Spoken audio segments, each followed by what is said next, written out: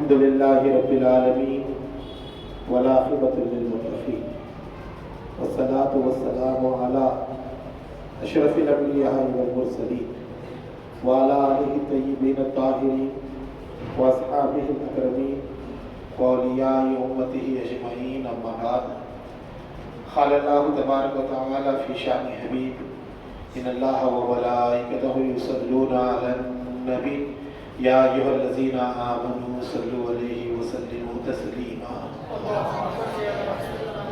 اللهم صل على سيدنا جد الحسن والحسين وعلى آل سيدنا جد الحسن والحسين وبارك وسلم صلاة وسلام عليك يا رسول الله صلاة وسلام عليك یا حبیب اللہ صلاۃ و سلام علیک یا نبی اللہ وعلی آلک و اصحابک یا خیر خلق اللہ صلی اللہ تعالی علیہ وسلم. اما بعد، ہر تعریف، عظمت و بڑائی، بزرگی و کبریائی صرف اور صرف اللہ رب العزت کے لیے ہے جو تمام جہانوں کی پرورش کرنے والا ہے. میں اللہ تعالیٰ کا حمد کثیر اور اس کا شکر جمیل بجا لاتا ہوں اور اس بات کی گواہی دیتا ہوں کہ اللہ کے سوا کوئی لائق عبادت نہیں، وہ ایک ہے، اس کا کوئی ساتھی و شریک نہیں. اور اس بات کی گواہی دیتا ہوں کہ ہمارے اور آپ کے آقا و مولا، دونوں جہاں کے مالک و مختار، حضور بالنور شافع یوم النشور حضرت سیدنا و مولانا ابوالقاسم محمد مصطفیٰ احمد مجتبی محمود مرتضیٰ صلی اللہ علیہ وسلم، اللہ تعالیٰ کے آخری رسول، اس کے برگزیدہ بندے اور تمام عالمین کے سردار ہیں. اللہ تعالیٰ حضور پر، حضور کی آل اولاد، صحابہ اکرام، اہل بیت اور اولیاء امت پر صبح قیامت تک بکثرت درود و سلام بھیجتا رہے، رحمتیں برکتیں نازل فرماتا رہے. آئیے عقیدت و محبت کے ساتھ آقا کریم سرور عالم کی بارگاہ عالیہ میں ایک دفعہ درود پاک کا نذرانہ پیش کریں. اللہم صلی اللہ علیہ وسلم.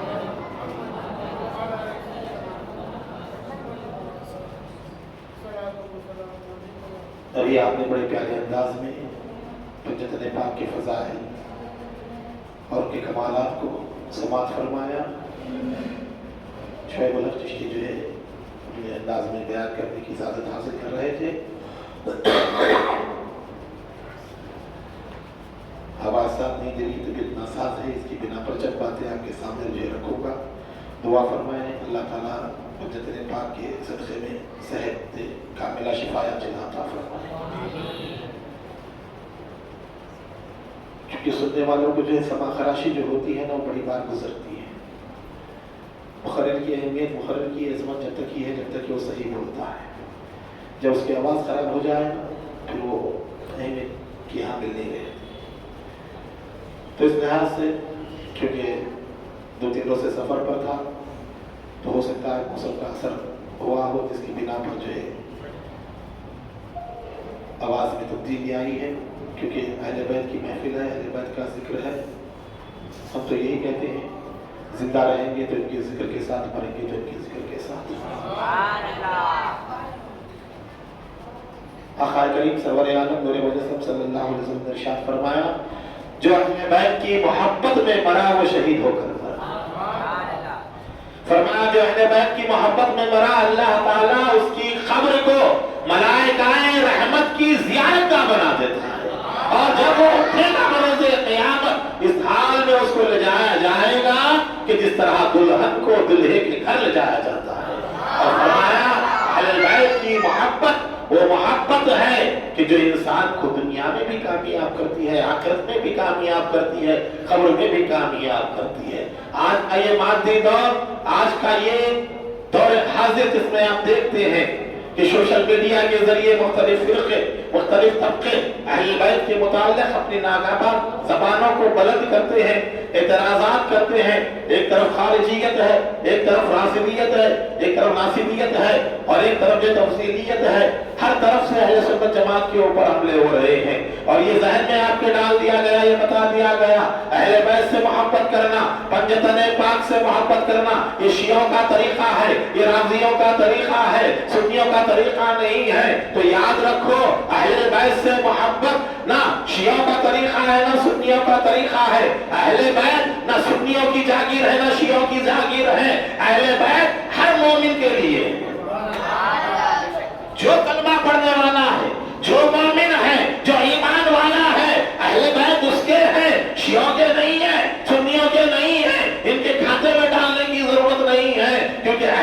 کی محبت کا تعلق نہ شیعت سے ہے نہ سنیت سے ہے، اہل بیت کی محبت کا تعلق ایمان سے ہے۔ اہل بیت کا دامن، اہل بیت کا دامن۔ گزشتہ چند سالوں سے ایک منظم طریقے سے ہر محرم کے موقع پر کچھ نہ کچھ باتیں اہل بیت کے متعلق چھیڑی جاتی ہیں۔ ہمارا مقصد یہ ہے کہ ہم اس سنیت کی طرف آئیں، اس سنیت کی طرف نہیں جو آپ مولوی حضرات آپ بتا رہے ہیں، وہ سنیت جو امام اعظم ابو حنیفہ رضی اللہ تعالیٰ عنہ کی ہے، وہ سنیت جو امام شافعی کی ہے، وہ سنیت جو امام احمد بن حنبل کی ہے، وہ سنیت جو حضرت مالک رضی اللہ تعالیٰ عنہ کی ہے، ائمہ اہل سنت جن کو ماننے والا سنی کہلاتا ہے، جن کی تقلید کرنے والا سنی کہلاتا ہے۔ کیا فرماتے ہیں امام اعظم ابو حنیفہ رضی اللہ تعالیٰ عنہ؟ فرمایا اہل بیت تمہاری محبت اللہ نے ہمارے اوپر لازم کر دی ہے، تم سے عقیدت، تم سے محبت ہمارے لیے لازمی ہے۔ اسی محبت کا نتیجہ تھا جب منصور جعفر نے آپ کو قصاص کا عہدہ پیش کیا، آپ قاضی بنے بغداد کے، آپ نے کہا نہیں بنتا، میں اس کا اہل نہیں ہوں۔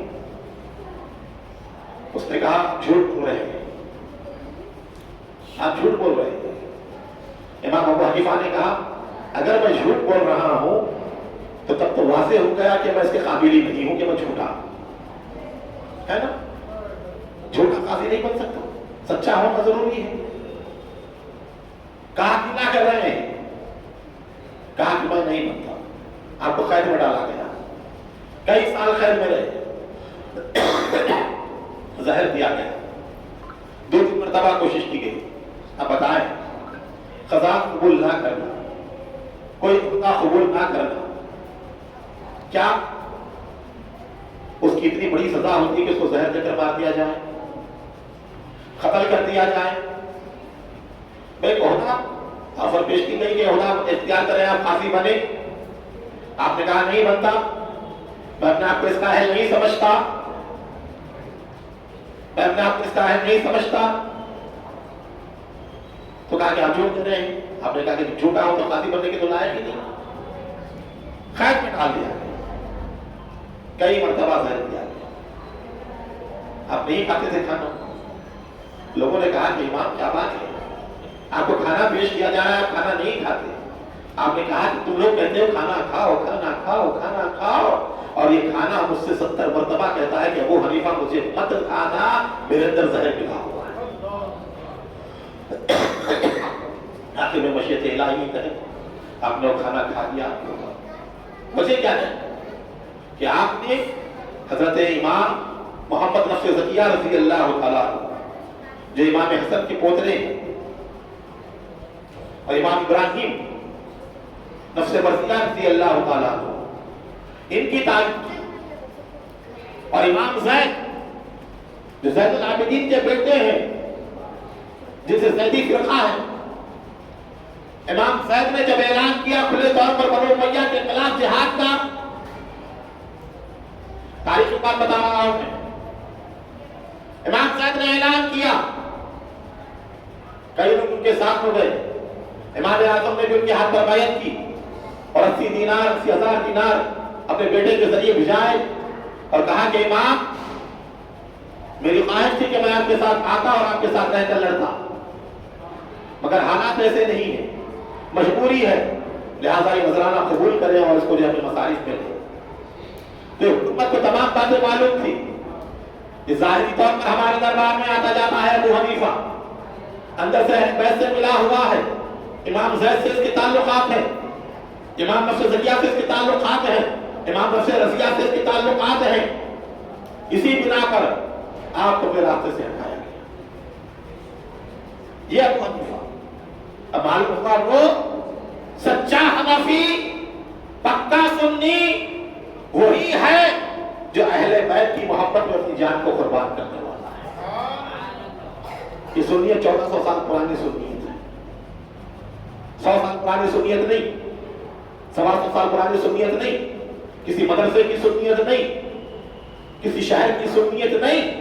یہ اہل سنت و جماعت میں ائمہ جن کو ہم فالو کرتے ہیں, جن کی تقلید کرتے ہیں, اتباع کرتے ہیں, انہوں نے ہمیں بتایا. امام شافعی رضی اللہ تعالیٰ دیوان میں کئی اشیاء لکھے ہوئے فرماتے ہیں کہ اہل بیت اللہ نے آپ کی محبت کو ہم پر فرض قرار دیا ہے, جب تک کہ نماز میں آپ پر درود نہ بھیجے ہماری نماز ہی نہیں ہوتی. کس پر بھیجنی ہے آپ؟ اللہم صلی علی محمد وعلی آل محمد. اے اللہ محمد پر وعلی محمد پر درود و سلام نازل فرما. اللہ کی عبادت میں اہل بیت کے ذکر کو رکھا گیا, اہل بیت کے ذکر کو تذکرے کو رکھا گیا, آل محمد کے ذکر کو رکھا گیا اور عبادت کی تکمیل قرار دیا گیا. جب تک کہ آپ پر درود نہ بھیجے, چاہے آپ کی فرض نماز ہو, چاہے واجب نماز ہو, چاہے سنت نماز ہو, چاہے نفل ہو, چاہے آپ جو ہے کوئی نماز شکرانے کی پڑھ رہے ہو, ہر نماز میں درود پاک آپ پڑھا کرتے ہیں, اس لیے کہ اللہ رب العزت نے اس درود پاک کو پڑھنا ہر ایک کے لیے ضروری اور لازم قرار دیا.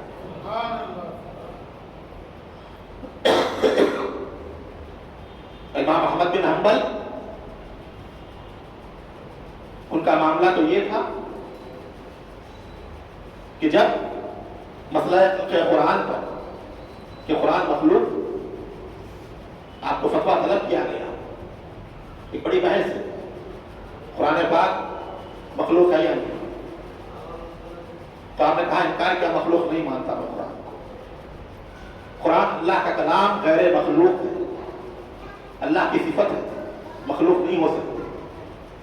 آپ کو قید میں ڈالا گیا, آپ کے چہرے کے اوپر کالی ملی گئی, باندھ دیا گیا آپ کو چورستے پر, کوڑے لگائے گئے, اتنا مارا گیا بے ہوش ہو جاتے. جب ہوش میں آتے تو کہتے کہ اللہ اہل بیت کی نسبت کی وجہ سے میں نے خلیفہ کو معاف کر دیا. حضرت عباس کی اولاد میں سے تھا خلیفہ, بنو عباس, کیونکہ حضور کے چچا تھے حضرت عباس, ان کی اولاد ہونے کی بھی کہا کہ اہل بیت کی نسبت کی بنا کر میں نے خلیفہ کو معاف کر دیا.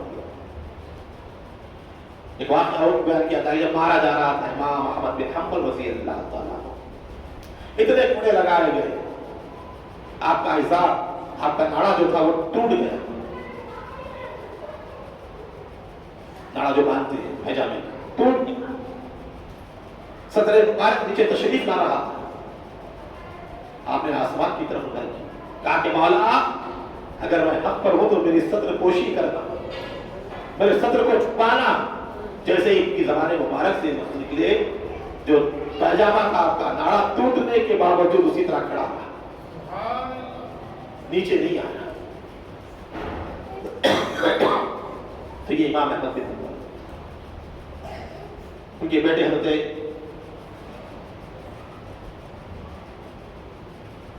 احمد یا پھر سلیمان نام میں کہتے ہیں کہ بابا جان آپ یزید کے بارے میں کیا عقیدہ کرتے ہیں؟ آج بھی لوگ ہیں یزید کے بارے میں, میں پورا نہیں بولنا, صحابی کا بیٹا ہے. کس کا بیٹا ہے؟ حضرت امیر معاویہ کے صحابی مسلم ہے, انکار نہیں کرتے ہیں, گالیاں نہیں دیتے. غلطیاں ہوئی, یقیناً اجتہادی خطا بولتے ہیں, کہا صحابی کا بیٹا ہے, برا نہیں بولا.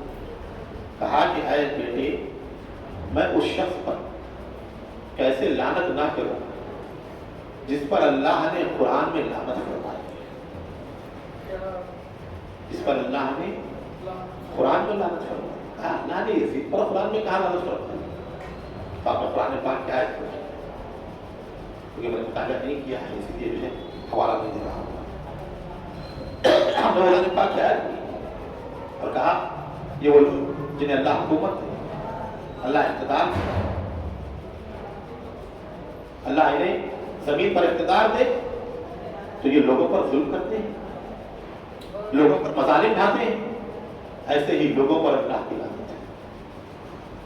آپ نے کہا بیٹا کوئی شخص جو اللہ پر اور آخرت پر ایمان رکھتا ہے، کوئی شخص جو اللہ پر آخرت پر ایمان رکھتا ہے وہ کبھی یزید کو مسلمان نہیں سمجھ سکتا۔ صحیح بات ہے، کبھی مسلمان نہیں سمجھ سکتا۔ امام احمد بن حنبل کو تو اس طرح اہل سنت جماعت کے ائمہ اربعہ جن پر سنیت کا دار و مدار، امام اعظم ابو حنیفہ نے صرف آپ کو ایک بات بتائی جاتی ہے، لوگ جو مقررین ہوتے ہیں کہتے ہیں کہ جو ہے حضرت امام جعفر صادق کے شاگرد تھے، ہے نا، لولا سنتان لہلکن نعمان، 2 سال جو ابو حنیفہ نے امام جعفر صادق کی صحبت میں بیٹھے، اگر وہ نہ ہوتے تو نعمان ہلاک ہو جاتا۔ ابو حنیفہ صرف امام جعفر صادق کے شاگرد نہیں تھے، ابو حنیفہ نے اس دور میں موجود اہل بیت کے 9 اماموں سے علم دین حاصل کیا، 9 اماموں سے۔ تو جتنے سنی ائمہ تمام کے تمام اہل بیت کے چاہنے والے۔ آج آپ کی عقیدوں کے اوپر گرد ڈالی گئی، آج پایا جا رہا ہے برسر یزید کے متعلق اپنے موقف کو ظاہر نہیں کرتے، امام علی مقام حسین علیہ السلام کو باغی معاذ اللہ سمجھتے ہیں، یا کہتے ہیں جلد بازی میں کیا انہوں نے بغاوت کی، امام کو نہیں جانا چاہیے تھا، یزید کو برا مت کہو، یزید صحابی کا بیٹا ہے۔ تو ہم ان سے یہ پوچھتے ہیں کہ ارے نادان، یزید اگر صحابی کا بیٹا ہے تو حسین کس کا بیٹا ہے؟ یہی بات سمجھ میں بہت زور سے سنا، حسین کس کا بیٹا ہے؟ حسین اس کا بیٹا ہے کہ جس کے نانا کو دیکھ کر لوگ صحابی بنتے ہیں۔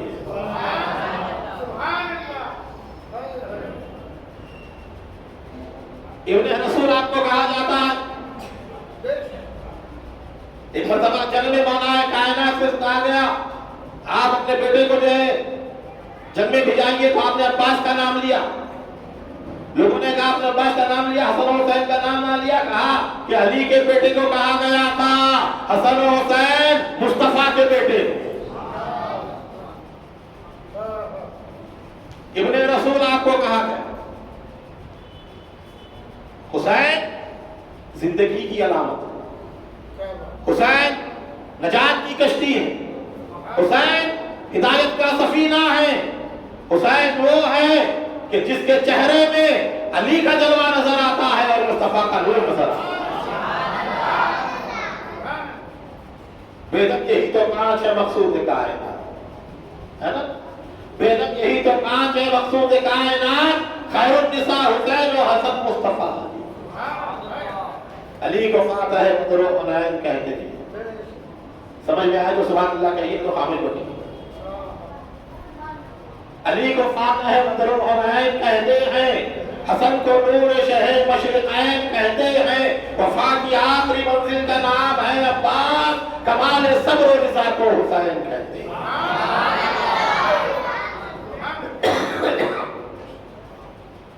اور کہا عروج فہم و نظر کو حسین کہتے ہیں۔ بلندی سوچ جہاں انسان کی حد ختم ہو جائے،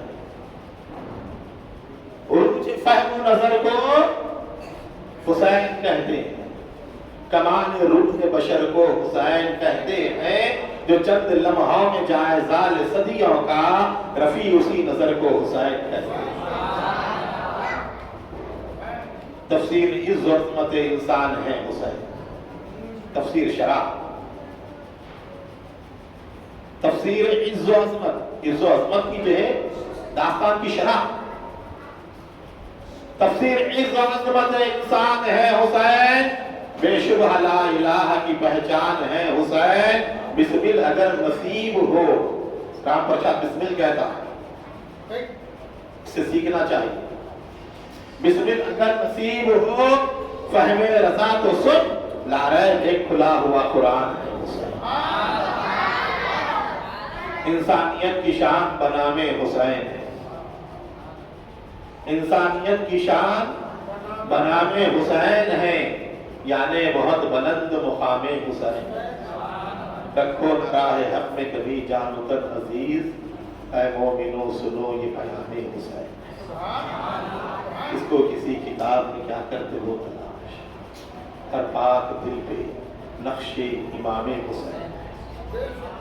کافر کوئی کہے تو کہے ہم کو، اس کے جگر میں یاد امام حسین۔ پنڈت گوپی ناتھ مانگے کہ امام علی مقام سید الشہداء تھا، وہ ذکر مبارک ہے کہ جو روحوں کو گرماتا ہے، دلوں کو تقویت دیتا ہے، دین پر مر مٹنے کا جذبہ سکھاتا ہے، حریت کا سبق دیتا ہے۔ حسین کا ذکر انسان کے لہو کو بات دیتا ہے۔ اگر آج اپنے بچوں کو بہادر بنانا چاہتے ہو نا، کربلا سناؤ، حسین کے واقعات سناؤ، تب بچے بہادر بنیں گے۔ اور گیم کھیلتے ہوئے پیدا ہوئے، گیم کھیلتے ہوئے مر جائیں گے۔ اپنی اولاد کی تربیت کرو، چھوٹے ہیں پکڑ کر لے کر آؤ، بٹھاؤ اپنے ساتھ، تاکہ معلوم ہو ہم جس نبی کا کلمہ پڑھتے ہیں ان کے خاندان کی عظمت کیا ہے، شان و شوکت کیا ہے، ان کا مقام و مرتبہ کیا ہے، اسلام کی خاطر انہوں نے کتنی قربانیاں دی ہیں۔ رسول گرامی وقار نے فرمایا اپنی اولاد کو 3 چیزوں کی تعلیم دو۔ کتنی چیزوں کی؟ زور سے بولو۔ پہلا فرمایا اپنے نبی کی محبت سکھاؤ۔ کیا سکھاؤ؟ بولے تو یاد رہے گا، ورنہ بھول جائیں گے، بہت اچھا بیان کرے رات میں کیا بولے نہیں معلوم۔ کیا سکھاؤ؟ اپنے نبی کی محبت سکھاؤ، اور دوسرے نمبر پر فرمایا اہل البیت کی محبت سکھاؤ۔ آگے چل کر نہ رافضی بنیں گے، نہ خارجی بنیں گے، نہ ناصبی بنیں گے۔ یہ جتنے بن رہے ہیں، بھٹک رہے ہیں نا، بچپن میں سنے نہیں، بڑے ہو کر انٹرنیٹ سے سن رہے ہیں، تو اپنے ایمان عقیدہ کو تبدیل کرتے رہے ہیں۔ بچپن ہی سے سنا کربلا کیا ہے، حسین کی شہادت کا مقصد کیا ہے، حسین کیوں شہید ہوئے۔ فرمایا نبی کی محبت، اہل بیت کی محبت، اور تیسرے مقام پر فرمایا قرآن کا پڑھنا۔ باتیں بہت ساری ہیں، انشاءاللہ تعالیٰ جب ساتھ رہے گی تو کل جو ہے آگے کا بیان آپ کے ساتھ ہوگا۔ اور وہ تمام عاشقان حسین جو تاخیر سے مجلس میں تشریف لا رہے ہیں، ان حضرات کی خدمت بابرکت میں مؤدبانہ طور پر گزارش کی جاتی ہے اول وقت تشریف لائیں۔ آنے کا مقصد تو سن لیں کچھ، انہیں قرآن سے زیادہ بیان ہو جائے، پھر اس کے بعد جو ہے سننے کے لیے موقع نہ ملے تو پھر فائدہ نہیں ہوگا۔ 9:30 کو بیان شروع ہو جائے گا۔ آج طبیعت ناساز ہونے کی بنا پر تاخیر ہوئی ہے، انشاءاللہ تعالیٰ 9 بجے سے 9:30 تک نعت منخبت اور جو پروگرام ہے حزب عمل ڈرامہ وہ ہوتا رہے گا۔ ہمارے باخر صاحب الحمدللہ احمد تشریف فرما ہے، اور جناب سید اکرم الدین ابو طاہر صاحب بھی جو ہے سادات امام حسن میں سے ہیں، وہ بھی جو ہے تشریف لائے ہوئے آج کی مجلس میں۔ بڑی جستجو ہے، حالانکہ ضرورت نہیں ہے ان کو سننے کے لیے، اس کے باوجود بھی جو ہے فون کر کے وہ پوچھتے ہیں کہ مجلس کب سے شروع ہو رہی ہے۔ تو یہ جذبہ نوجوانوں میں بھی ہو، اور وہ بھی وقت کی پابندی کرے اور وقت پر تشریف لائیں، تو انشاءاللہ تعالیٰ 10:30 تک مجلس کا اختتام عمل میں آئے گا۔ وصلی اللہ تعالیٰ علی خیر خلقہ محمد وعلی آلہ واصحابہ اجمعین والحمد للہ رب العالمین۔ کھڑے ہو جائیں گے سب دوسرا۔